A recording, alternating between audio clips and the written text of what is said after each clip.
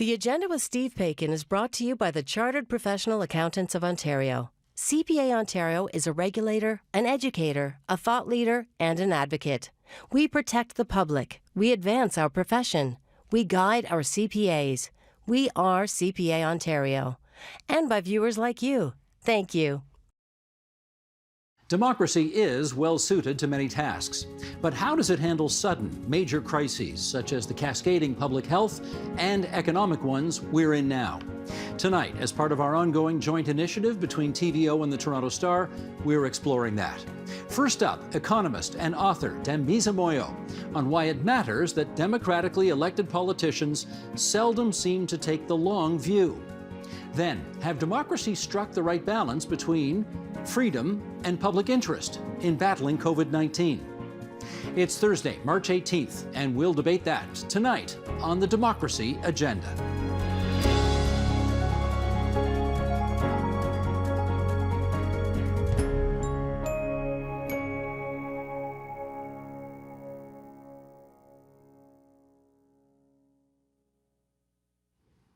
Slow economic growth is never good news for Democratic leaders, never mind the sledgehammer that COVID-19 has taken to economic prosperity.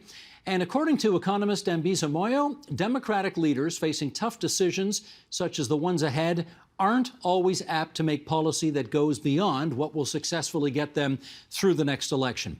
Will the pandemic push them to think bigger and longer term? Well, with us to consider that, in New York, Dambisa Moyo, economist and author of Edge of Chaos, Why Democracy is Failing to Deliver Economic Growth and How to Fix It. Dambisa, it's always great of you to make time for us here on TVO. How are you managing? Nice to see you. We're alive. We're fingers crossed that we all get safely out of this pandemic. Hear to that. Now, you live, of course, in the United States, but you're originally from Zambia, and I gather you traveled there recently. So let's start with that. What do you think young, educated Zambians make of American democracy in the year 2021? Well, look, the truth of the matter is that there are a lot of questions. Even before the pandemic hit in earnest in 2020, there was a lot of concern that a lot of the global problems that the world was facing, whether it was the financial crisis of 2008, the sort of skepticism around democracy that we saw in Europe, sort of short-term decision-making that had led to immigration concerns, but also just a general backlash politically with populism, breakup of EU in terms of Brexit, and obviously the rise of Donald Trump. All of these things seem to be problems that have emanated in liberal democratic societies. Meanwhile, the narrative coming out of countries that have deprioritized democracy, such as China, seem to be much more compelling. They had economic growth on a sturdy path, and certainly we didn't see the policy volatility that we've seen in the West. So certainly a lot of questions. I wouldn't say we should throw the proverbial baby out with the bathwater, but there have been a lot of questions around the efficacy of democracy, particularly in dealing with the challenges that lie ahead.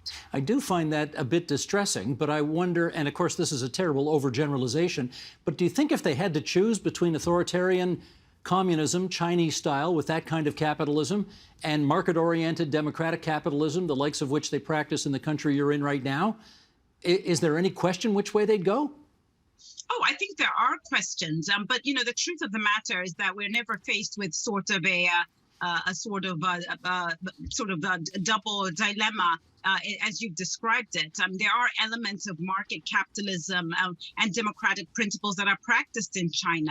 And in the same way, we know that governments in the West, including the United States, do step in a much more state-like intervention, whether it's through CFIUS, this is the Committee on Foreign Investment in the United States, or just stepping in when there are times of crises, as we've seen during the pandemic. So this kind of binary option doesn't really exist. And I think that there is a sense across many emerging markets that for low levels of economic development, you do want a government that is long-term thinking, quite sturdy and predictable, and actually is quite deliberate and thoughtful about making trade-offs that are much more difficult to make, I would say, in Western society, where society is much more complicated. There are issues of intergenerational concerns. The political aspect really seeps in a much more binary fashion, as we've seen in the United States and elsewhere. And I guess you did point out in your book the fact that if you look at countries like China or Singapore or even Chile back in the 70s and 80s under Augusto Pinochet, democracy was not exactly the prerequisite for robust economic growth. So the old maxim of free markets and free people, not so strong anymore? Maybe not as correlated as one might think. As you know, we've only had democracy for about 1% of human history, according to Freedom House. And really, even today, only 30% of the world's population lives in liberal democratic environments. So that's to say that it's in many respects, the liberal order is an aberration. And by and large, if you believe in mean reversion, society has tended to be much more state-led in terms of government playing an incredibly important role, not just in terms of times of crisis, or not just in terms of delivery of public goods, but also as an arbiter of capital and labor. But at the same time, we have seen, as you've alluded to, this real question of economic success for non-democratic states, that I think there's something for us to learn, especially for long-term problems that we're dealing with today. You were here in our studio pre-pandemic. I guess we're going back a few years right now, talking about The Edge of Chaos, your aforementioned book. And you wrote this in the book: liberal democratic capitalism itself has become weak, corrupt, and oblivious to its own ailments. What are the ailments that you think we're oblivious to at the moment? Well, perhaps less oblivious now, but I think fundamentally the issue is short-termism, which is deeply embedded in the political structure of liberal democracy. I am not a person who thinks that we can't solve these problems, but I think it's very important for us to understand that virtually all of the problems that we're dealing with, we were dealing with before COVID, and we will continue to deal with post-COVID, are long-term intergenerational problems. Things like technology and the risk of a jobless underclass, massive demographic shifts that have left 90% of the world's population in the emerging markets, and that can have meaningful impact in terms of immigration, climate change, income inequality, the debt levels that we're carrying. I mean, these are all issues that we need to address, but these are long-term intergenerational problems. But at the same time, we've got public policymakers that are rewarded for short-term thinking, because the electoral process is one that is very short. In the United States, every 2 years, and elsewhere, even in places like Europe, where it's every 5 years, is delinked or is mismatched from the long-term problems that we have. And so you've got this gulf and this delta between the long-term problems and the short-term political thinking, which is perfectly rational, but is not going to do justice to solve these long-term problems. Well, you could add Canada to the list when we have a minority government, as we do right now, because there's talk of election all the time, because who knows, Parliament could fall at any moment. But having said that, I think the fourth quarter growth rates in Canada were something like 9.6%, which would be outstanding if we could repeat that year after year after year after year. Wouldn't many of the problems that you just described be solved if, in fact, democracies could do that? Oh, yes, absolutely. And, if you ask me what exactly is the biggest problem that the global economy is facing right now, is the lack of economic growth. What you're describing is a rebound. It is not a recovery. We just experienced a massive aggregate demand shock. By that, I mean we shut down everything. And in that respect, essentially shut down the world economy. So we expect there to be an enormous uptick in economic growth this year, based on the fact that we're all going to be let out and we'll have our vaccines, and we'll be able to go to restaurants and see friends and family, and et cetera, go to the movies. But the fundamental problems that I outlined for you have not gone away. And those aspects are a massive drag on future economic growth. And just to illustrate, debt to GDP ratio right now globally is over 300%. In places like the United States, it's over 100% debt to GDP ratio. We know, according to literature, that above 60% debt to GDP ratio, you start to see growth rates decline to less than 2% per year. Well, at 2% per year, you're not able to really put a meaningful dent in poverty. And in fact, the rough estimate is that in order to double per capita incomes in one generation, just 25 years, you need to be growing by at least 3%. So I'm euphoric for this year. But if you start to look at the forecasts for growth longer term, this picture becomes very murky very quickly. And I think we still have a lot of work to do on those structural factors, and democracy is not particularly equipped to deal with them. Well, let me get your take on what Joe Biden and the Democrats, anyway, in Congress just managed to achieve, which was a $1.9 trillion COVID relief plan. We are hearing projections that is going to cut the national poverty rate in the United States by a third. This could be an historically important achievement. If that happens, I mean, doesn't that speak to some of the issues you just referred to? Well, I don't know what that means for education. I don't know, which, by the way, in the United States, this generation of Americans is, for the first time in the history of the country, less educated than the preceding generation. I don't know what that means for infrastructure, which is the backbone of economic success. But the United States infrastructure is graded a D+ by the American Civil Engineers Society. I don't know what the package actually means for a new green economy. These are obviously all aspects that are addressed in some respect, but we still have a lot of work to do. The savings rate in the United States is about 15%. So people are still worried about putting their money to work and investing in this economy. So will it be a shock to the system having this 1.9 trillion seep into the economy? Absolutely it will. But we have a lot of fundamental questions that still need to be addressed. How are we going to pay back the debt? How are we going to solve climate change? What about income inequality? You're seeing the stock market almost on a daily basis hitting new highs, creating a risk of a K-shaped recovery where the people at the top and who are stock market investors having higher returns than people at the bottom level. So we still have a long way to go. And I think it's really important that we focus on those long-term problems and not get excited about what could be seen as a Band-Aid solution.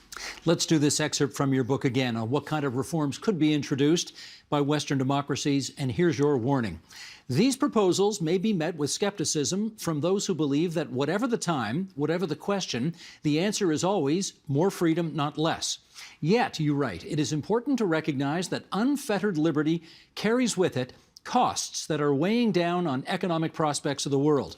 These proposals would restrict the behavior of politicians, limit the options available to voters, and indeed narrow the scope of the electorate itself. But these are necessary constraints at a time when politicians and voters, too free to act, have acted too often in short-sighted ways. Let's start to pick that apart, shall we? What are your ideas for how to limit the behavior of politicians? Well, as you may recall from the book, I have 10 proposals. The good news is all 10 proposals are drawn from live experiments, actually live policies that are in place around the world. So this is not me cooking up crazy policies in my kitchen. These are real approaches to democracy that get at the heart of this long-term versus short-term problem that I've already addressed. So, for example, things like binding government over long time is something that's quite popular in Europe. You have policymakers agree to a set of policies. So let's say the Obamacare initiative, and you get the next administration basically has their hands tied, at least for a certain period of time. So that's one example. Another example is you start to pay policymakers, as we do in the private sector, for long-term thinking. By that, and this is an example taken from Singapore, government officials are paid based on outcomes over the long term, not based on short terms on a year-by-year basis, or even indeed a quarter-by-quarter basis. So I think we need to start thinking about how we can reward and indeed even punish for bad behavior, good and bad behavior in the short term versus the long term, and therefore force policymakers to think much more long term in their decision making. I've heard it said that the day after Election Day for a member of the House of Representatives in the United States, because it's a 2-year term, they are already on the phone fundraising for next time. Do you think something needs to be done about the shortness of a 2-year term for such an important body of Congress?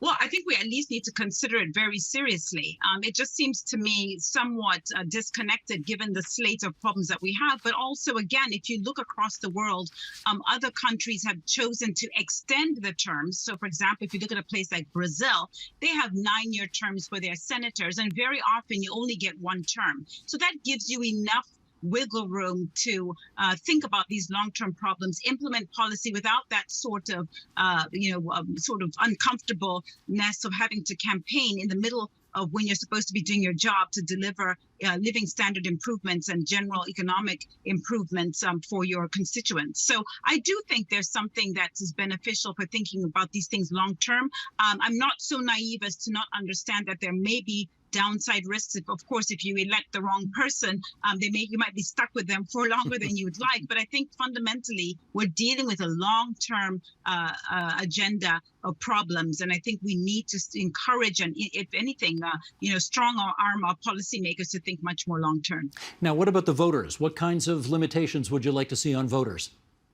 Well, this is it was a very risky portfolio that I offered in the book as part of that the menu of 10 things that we can do to improve democracies. And it's risky because people are prone to misinterpret what I said. So I'd love to just give myself as an example. I consider myself pretty well read and pretty well engaged in some of the issues that the global economy is facing. But in the case of COVID, I mean, frankly, I do not know, with all my knowledge and all my reading, what the best use of a marginal dollar is. I don't know whether it's better to pay the salaries, increased salaries to doctors, or to pay for BedNet or for additional medication. I have absolutely no idea what the best use of that dollar is. But I have to believe that people who work in the healthcare industry, nurses, physical therapists, doctors, etc., have more understanding and knowledge of that. And so one of the proposals that I had in there was that we need to be much more knowledge-based about how and who is allowed to vote on some of these policy initiatives.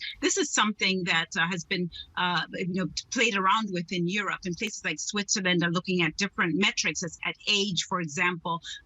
But also you can think about a whole host of ways to improve your public policy decision-making by thinking a bit more strategically about who it is who has the best suite of information to make the policy decisions that we need to be made. Well, that suggests, it's a kind of a weighted ballot system there, and it suggests that if you know more about what's going on in your world and are more engaged with it, you will therefore necessarily make a more intelligent decision about who to vote for. Are you sure that's the case? No, and listen, there's no certainty about any of this stuff. All I'm saying is the status quo in the democracy that we have is not good enough. And so what I was doing in my book is to offer a portfolio of options and how we might actually address the weaknesses of democracy and try to improve things. So, I am not saying, hitting the table saying this is absolutely the way forward. What I am saying is that we're doing ourselves a great disservice by not looking at ways to improve democracy. And there are, initiatives and there are efforts to trial and error better ways to really improve democracy. And we should be looking at that much more aggressively and honestly. Well, okay, let me try one more on this, just for fun. I have heard somebody put forward the idea that on election day, let's say in the province of Ontario, if you can name who the premier is, the sitting premier of the day, you get a vote. If you can name who the premier and the opposition leader is, you get 2 votes. If you can name the premier, the opposition leader, and the leader of the third party, you get 3 votes. What do you think of that idea? Well, again, this idea of weighted voting is being picked apart in many different ways. I mean, it's, funny enough, it's not up to me to say, oh, that's brilliant or that's really dumb. I think ultimately it's about people having a discussion with a cool towel on all our heads to see what would actually potentially lead to better and good outcomes. And there is a lot of research on this. A lot of it's cited in my book. Australia is looking at this and thinking about how to get the best types of democratic outcomes. And maybe if I may just illustrate really quickly an example of this, we live in a society, certainly in the United States, where, the whole notion of one man, one vote, even with all the legislative changes that have occurred, doesn't actually exist. People at low income, in fact, 30% of people at low incomes do not vote. They do vote, and the bulk of over 70% of people don't. We've seen very low participation rates, around 50%, and yet we're forming public policy based on 50% of people in the country voting, and that's just not good enough. Now, places like Australia, there are about 19 countries around the world that have decided that they're going to mandate voting and make it a real, not just a right, but really an obligation. And I think that, again, we should be having a conversation about that. We talk about diversity and inclusion in corporate boardrooms and in the private sector, but why are we not thinking about broadening diversity and inclusion to actually be much more reflected in the realm of public policy making? So that's just one of the things that I think is really important. And again, this is not me on high saying this is exactly where you need to go, but I think we've got a portfolio of options that we should explore. Understood. And I think a Canadian audience would be particularly interested in this question, at least I hope they would be. Do we depend on the Joe Biden just finished saying the U.S. is back, right? If Trump basically disengaged from much of the world, Joe Biden has said the U.S. is back and we are engaged. Do the democratic countries of this world depend on American, let's say, preeminence in diplomatic and economic affairs if we're all going to succeed?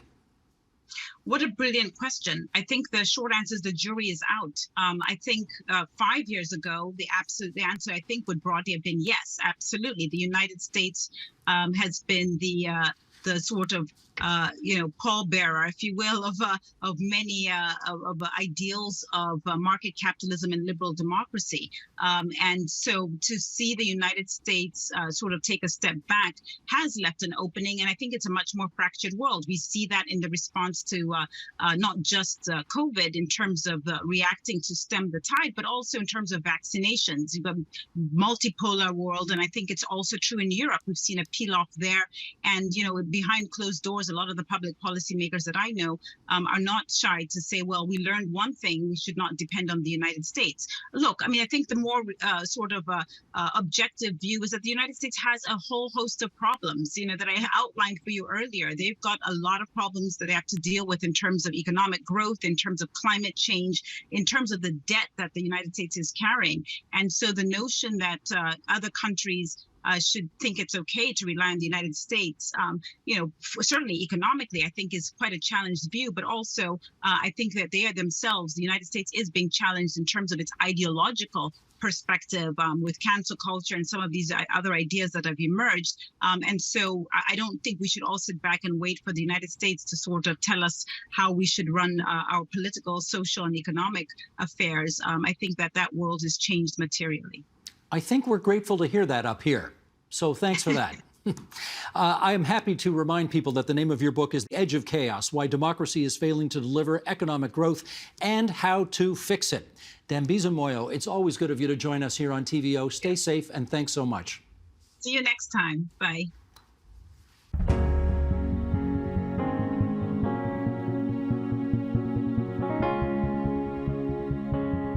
Stay home, stay safe is how the provincial government urged a restless population to fight this pandemic. It's a request, not a command. That's life in a democracy, where the rights of citizens have to matter to the people they put in office to run things. In a crisis such as this one, has that tension led democratic governments to be too timid? Has it left them less well-equipped to do battle against a threat such as COVID-19? Let's ask. Just outside Sacramento, California, Amir Ataran, a professor in the faculties of law in the School of Epidemiology and Public Health at the University of Ottawa. On Manhattan Island in New York City, Ian Bremmer, president and founder of Eurasia Group, a global political risk research and consulting firm.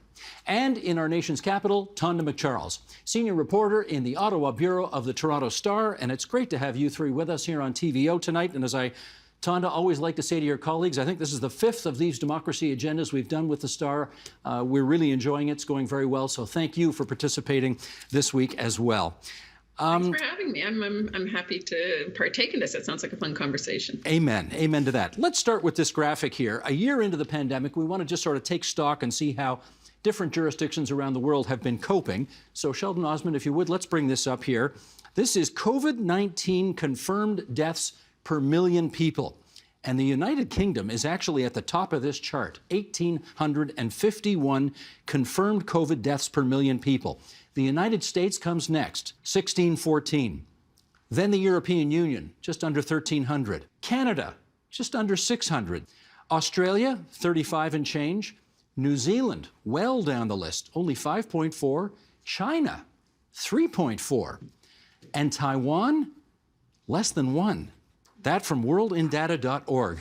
Ian, start us off in this. The Director General of the World Health Organization declared last month that, and here's the quote, "In many ways, China actually is setting a new standard for outbreak response."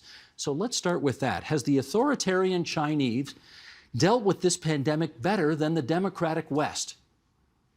Ish. Number one of all the numbers that you put up there, that's the Chinese number is the one that deserves an asterisk. We don't completely buy that they've been straightforward with their people or the rest of the world about exactly how many people have died from COVID. The numbers are not going to look like American numbers, but they're probably a multiple of the numbers that they're actually showing. Secondly, we do know that the fact that the Chinese government covered up the initial outbreak, human-to-human transmission of coronavirus for weeks, while hundreds of thousands of Chinese from Wuhan were leaving, not just Wuhan, but leaving the country. This pandemic would not have occurred if the authoritarian Chinese government had been as responsive and as transparent about the outbreak as the Canadian government, the American government, the Australian government would have been. So it is disingenuous to simply say China wins on the back of all of this. But certainly after the Chinese took recognition of what had happened on the ground and started combating it, they've been incredibly effective. For a country of 1.4 billion, they have incredible surveillance. They have extraordinary authority. They have the ability to lock down their people. And that allowed them not only to restart their supply chain really by last May, June, while the rest of us was still reeling, responding to coronavirus, but it also meant that China was the only major economy in the world last year that experienced growth. So both from an absolute healthcare and numbers of people killed perspective, and also the ability of the economy to rebound, there have been real capacity that the Chinese authoritarian government has shown that they can indeed respond effectively to a pandemic. Well, that leads nicely to my next question for Amir, which is that, there is an argument that Western democracies are making that we ought to be better at fighting pandemics because, of course, transparency is a big part of who we are, public trust, collaboration among different levels of government and with society, and therefore we ought to be better than authoritarian governments at fighting these kinds of global pandemics. What does the past year tell you about how firmly we can make that argument? I don't think you can. I simply think the data that you showed, Steve, is unarguable. Certain governments categorized as democratic have done an awful job. Certain others, New Zealand, Australia, have done a brilliant job. Taiwan, and more than that, by the way. Look, at the end of the day, this is the point that I think is overlooked in the debate. The number of deaths you get from COVID is both because of an agent and a cause, but the virus is not the cause. The virus is the agent of disease. The cause of the disease is the strength of your political institutions and their resolve to fight the virus, be it an authoritarian state like China or a democratic state like Canada. The agent of all those deaths is government in both cases. And what we've seen is that you can have a strong agent that stands up against, a strong cause in the government standing up against the virus in a democracy or in a dictatorship. It doesn't actually matter. What matters to this apolitical virus, the virus has no politics. It doesn't care about democracy. It doesn't care about dictatorship. What matters is the strength of the measures you adopt to fight it. That's an interesting distinction, agent versus cause. I haven't heard that before. So thank you for putting that on the record. Tonda, just before I get you in here, I do want to play a clip from a documentary that TVO aired last night. It's called Outbreak, the Virus That Shook the World. And it features Sir Paul Nurse, who's the director of the Francis Crick Institute in London, UK. Let's play that clip and then I'll come back at you with a question. Sheldon, if you would. Across the world, around 10,000 a day are now dying from the virus. The overwhelming majority in the Western world. What we perhaps learnt is that there can be a conflict between the individual versus your responsibility to society. and the ability for the East to have dealt better than the West may be related to that. And the conflict between individual and society is so well illustrated in the United States.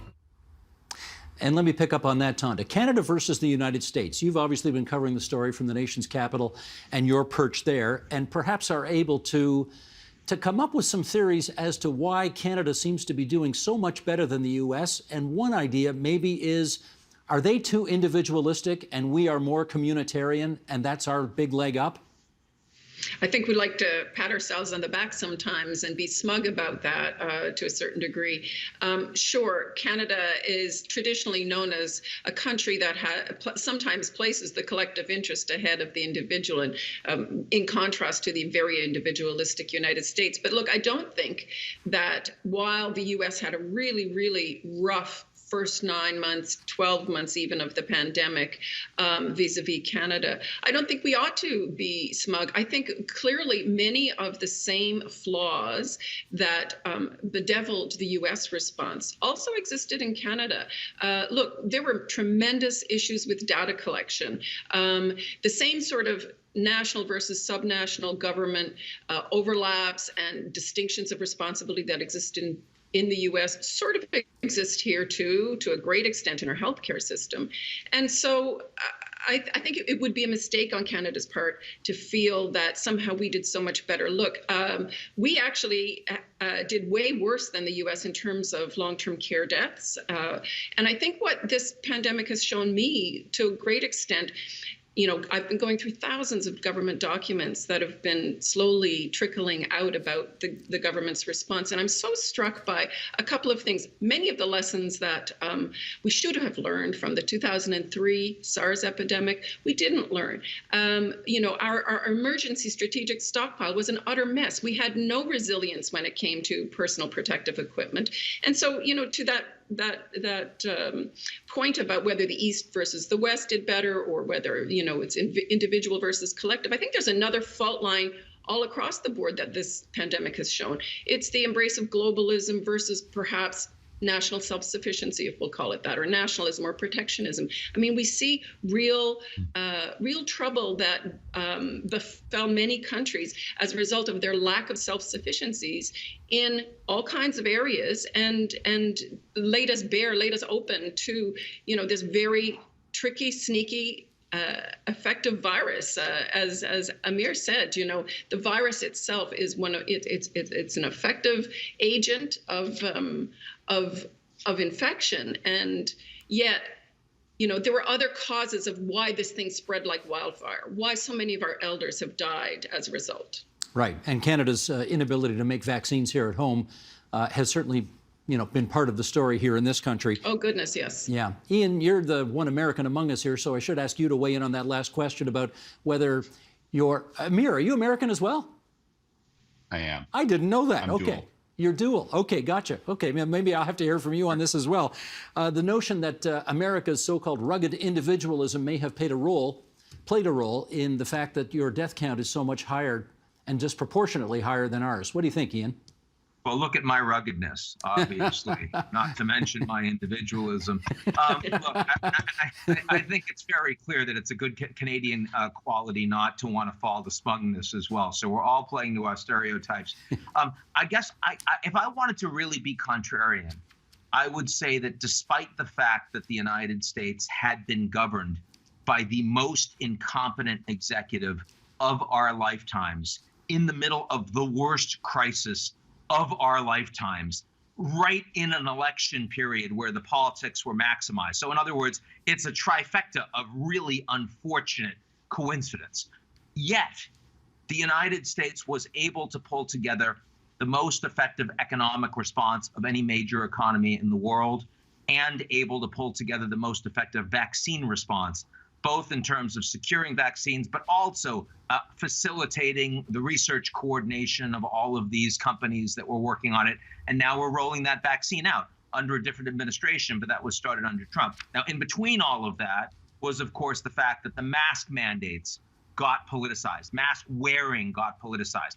The president of the United States was organizing campaign rallies and basically telling people show up and don't wear masks. And that's an obscenity. The United States left the World Health Organization in the middle of a pandemic. That's an obscenity. So we made some pretty big mistakes, and that certainly facilitated the United States going down in the league tables in terms of the inability of the U.S. to effectively combat this coronavirus with basic common sense health measures. People weren't listening to the CDC. They weren't listening to the scientists. And what we've seen, the lessons that we've learned from democracies all over the world, is if you politicize the response, and it happened in Mexico, it happened in Brazil, it happened in the US, it happened early in the UK, you will fail.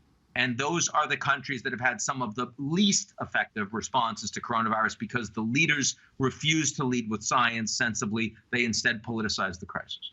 Amir, you want to weigh in? Oh, sorry. Go ahead, Tonda. Well, I was just going to say I totally agree with that, but also I think that failure of U.S. leadership to sort of set an example for the world also hurt many other global responses in other countries. I think we all could have done with the U.S. at the forefront and displaying to the world, its ability to innovate, its ability to be nimble and agile in response to this. I think the U.S. leadership was sadly lacking, and it's not just because it pulled out of the WHO. The message that was being broadcast around the world at a crucial time was very much contrary to public health. Amir, how does the dual citizen that you are weigh in on this? I think both of what Tonda and Ian have said is quite right. Look, at the end of the day, the virus and all viruses, every pandemic virus from the past to the future, is an amoral, apolitical agent. It doesn't have a brain. No virus has a brain. It just obeys a mathematical logic. And the governments that screwed this up, that did badly, did so because their politicians were sufficiently stupid to believe that they could cut political deals with a brainless virus. At the end of the day, it all comes down to that. When Donald Trump says it's going to magically vanish, that is trying to cut a deal with a virus. When Doug Ford says, I'll open up and I've got my hand on the emergency brake if I need it, everyone should be personally responsible. You've heard that absurd rhetoric from him. That's trying to cut a political deal with a virus. Politicians who try to manage viruses the way they manage other stakeholders, by cutting deals, because that's what politicians do. Their business is cutting deals between competing stakeholders. Any politician who tries to deal with a virus through that same paradigm will fail. And the successful governments of the world simply rejected that paradigm, be they democratic or authoritarian. I'm going to read something here from the German novelist Thomas Brussig, who published an op-ed in Die Welt, The World. And here's the core of his argument, and then we'll come back and chat about this. The weak spot in our system is evident in the lack of agility and the inability to adopt the necessary measures. Political debate is decoupled from science. All too often, politicians ask what they can impose on the people or how long one can expect people to accept it, as if that were what is at stake. A virus is out of control, a virus that is open neither to negotiations nor to persuasion, nor even to intimidation. If we want to get rid of the virus, we are forced to take certain measures. Thanks to science, we know which measures are necessary. We even know what price we will have to pay if we fail to take them.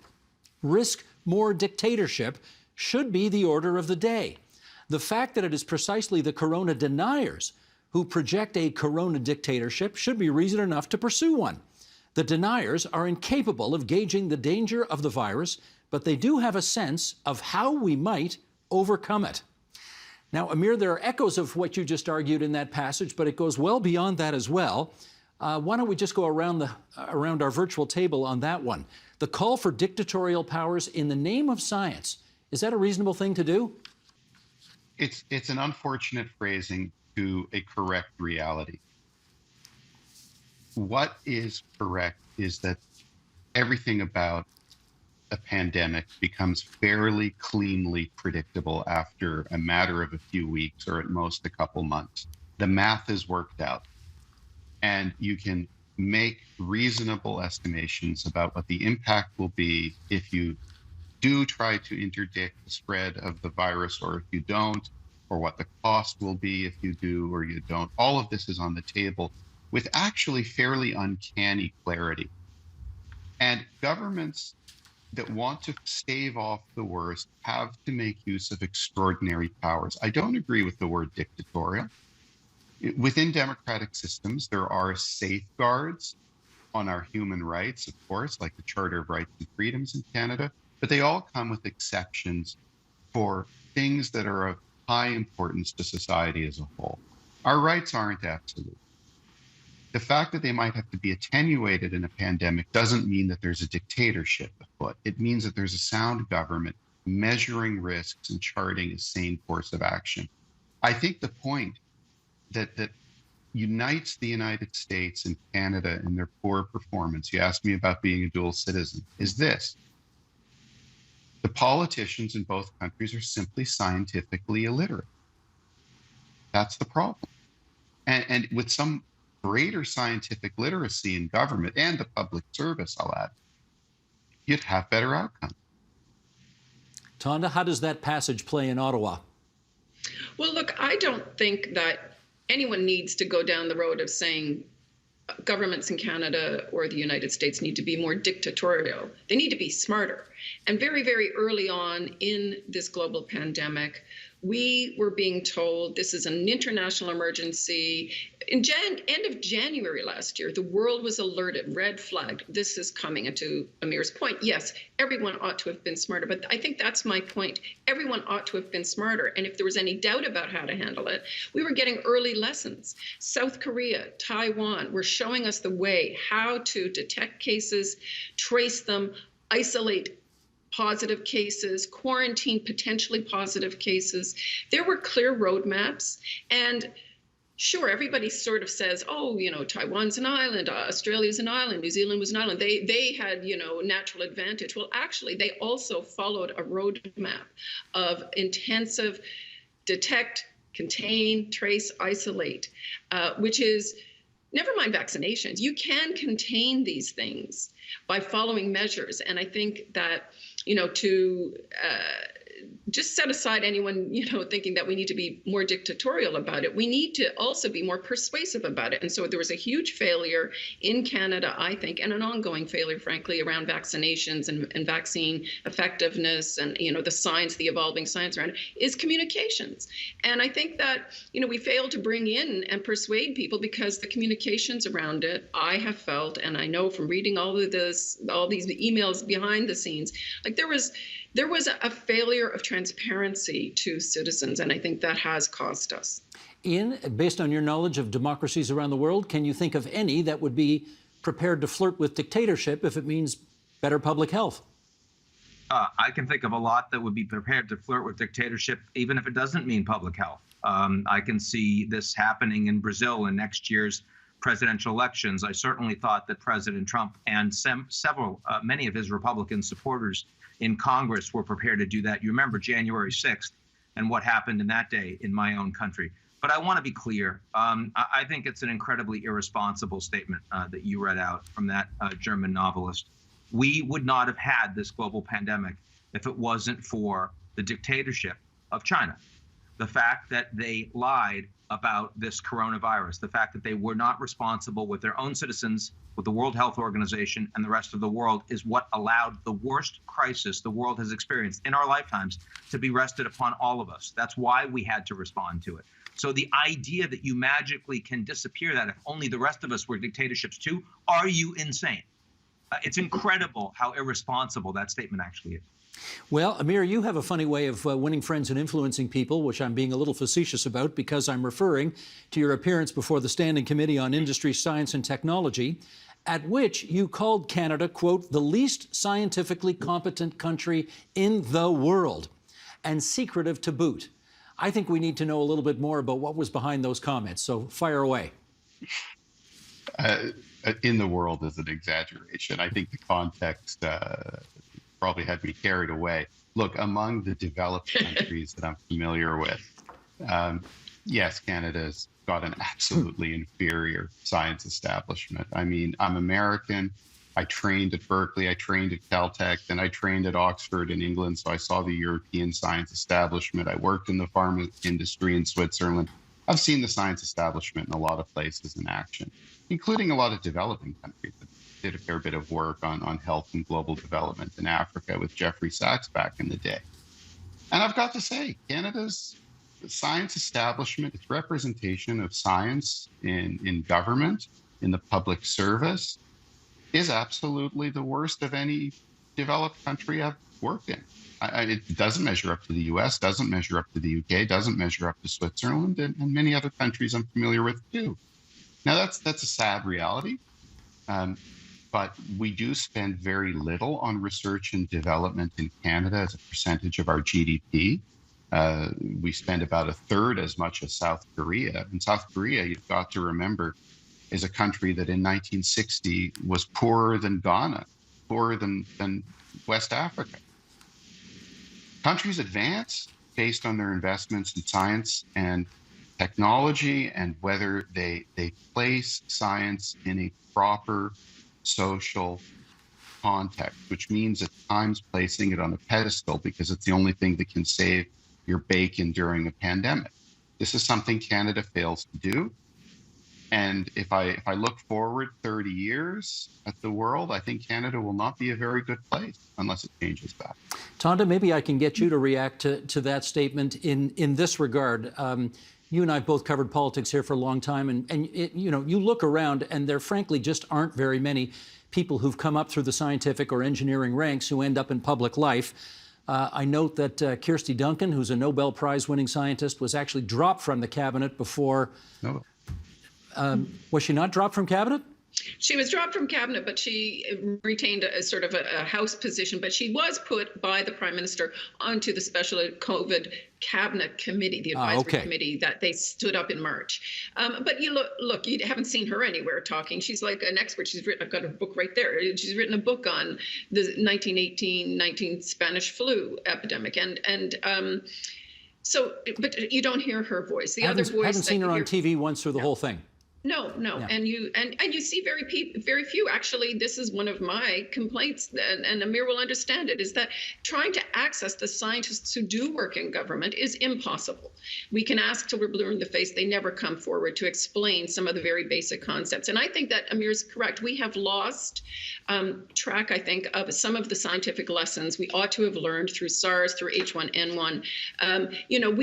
This country was one of few in the world that actually really did experience huge death rates as a result of the SARS 2003 epidemic. And yet the precautionary principle that taught us about, for example, how so much of the reality lags behind, we lost the thread on masks, we lost the thread on asymptomatic transmission.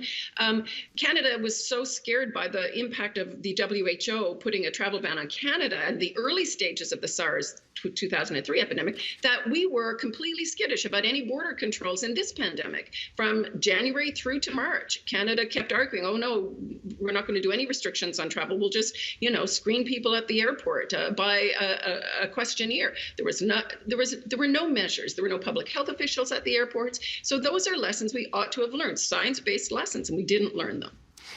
Ian, I'm going to ask you about a quote of yours in which you said, leadership is critical and the ability to create a shared sense of commitment and sacrifice is essential. I want to know, in your view, whether you think Joe Biden's got it. He certainly has that orientation. You've seen over 40 years in Senate, if you wanted someone that could reach across the aisle, someone that had Republican and Democratic senators on speed dial, it wasn't Obama, it was Joe Biden. And the fact that we had a second impeachment in the United States that failed on party lines, but Biden didn't say anything, right? And he has done his damnedest in the first couple of months not to try to inflame what is today the most politically divided and dysfunctional of all of the major advanced democracies, the United States. But nobody's arms are long enough to reach across the aisle in U.S. politics, not across the aisle to the Republicans, and not across the Democratic Party, which has two very, very different wings, the centrist and the progressive. And that's why when you saw $1.9 trillion in relief just approved in the Senate, it was a party line vote.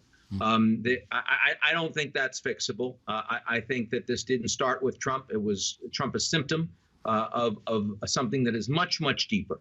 That in the United States, we do have these animal spirits, these individualist animal spirits that drive U.S. economy to a much greater degree. It gives us more entrepreneurship.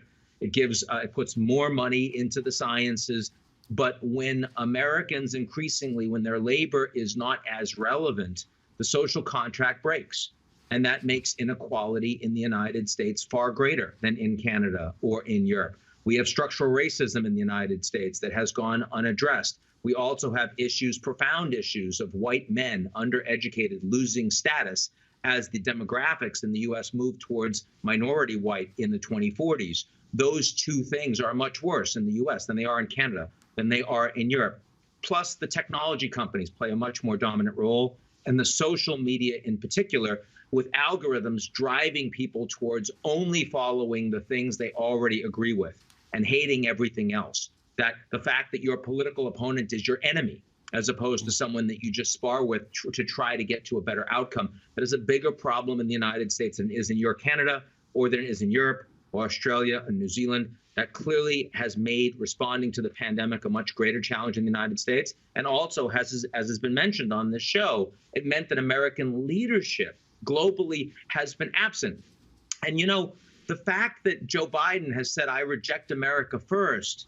I mean, the U.S. isn't exporting any vaccines at this point, even those that we're not using and that we won't need to use. We're not exporting them.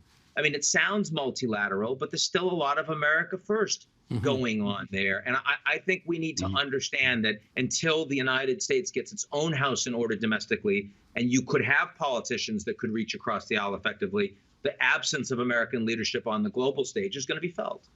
Amir, I've got a couple of minutes left, and I want to put another one of your delicious quotes to you, because you said, we have lost the hard bastards who are the people who need to lead in times of pandemics. We instead gained the world of gentle social scientists, and they are just constitutionally unfit for some of the decisions required in a crisis. Let's unpack as much of that as we can in our last couple of minutes here. First of all, who are the hard bastards you're talking about? The people who, for instance, spearheaded smallpox eradication around the world, and before that, who combated malaria and shrunk it to a fraction of its range, and yellow fever and that kind of thing, polio. Once upon a time, public health had an almost military-like discipline to it. And it vanquished, in large part, so many of these terrible infectious diseases. And then the culture changed, because what became the public health priorities, such as forcing smoking out of society, had to be done not really by force, but by cajoling, by nudging, by persuading. You had to persuade people to quit smoking. You had to persuade people about safe sex for AIDS. You had to persuade people about the dangers of opioids. And so it's selected for a different type of person in the public health establishment. The social scientists, rather than the people with an absolute bludgeon to crush malaria, smallpox, polio, or what have you. And with that change of personnel has come a change in preparedness for pandemics. No longer are the hard bastards really welcome in public health. When I talk like a hard bastard, and maybe I plead guilty to that moniker, I do not find my public health colleagues like it or me very much. Now, I'm fine with that. It doesn't injure me at a personal level, but it does open my mind to the fact that we have, as a world, in most countries, aside from some of those authoritarian ones, lost the preparedness to reach for the cudgel when a pandemic threatens us. And that is a vulnerability. Let me get the last 30 seconds to Tonda McCharles. You see any hard bastards in Ottawa? Maybe not enough. You know, I mean, look, Amir is a contrarian. He comes standing committee. There's going to be fireworks. But I think that what this pandemic showed is, even with the tools that are available to our governments, our political leaders are often very reluctant to use them. There are powers that the federal government has that some people have been arguing for a while they ought to have used. The ability to declare a national emergency, a national health emergency, and to have, I think, a little bit more of a uniform response across the country. Sure, he's right that also, the social scientists have the edge, but I'm struck by the fact that even the social scientists aren't getting their due. This government and its public health officials have admitted that they were not prepared, did not see coming the level of COVID fatigue, what a long marathon public health fight looks like. And consequently, didn't factor that into many of their decisions. And I would again argue many of their public health communications, the things that would have made a difference long before we got to vaccinations. That was a great discussion. Tana McCharles from the Toronto Star, Ian Bremmer from the Eurasia Group, Amir Attaran, University of Ottawa. So good to have all three of you on TVO tonight. Much appreciated. Thanks for having us. And the Democracy Agenda continues 2 weeks from tonight as part of our joint initiative between TVO and the Toronto Star. We hope you'll join us then. And as part of this initiative, we remind you to check out my column in today's Star. And a reminder that you can visit tvo.org/COVID Inside Stories for all of TVO's coverage this week, looking back at how we've lived this past year of the pandemic.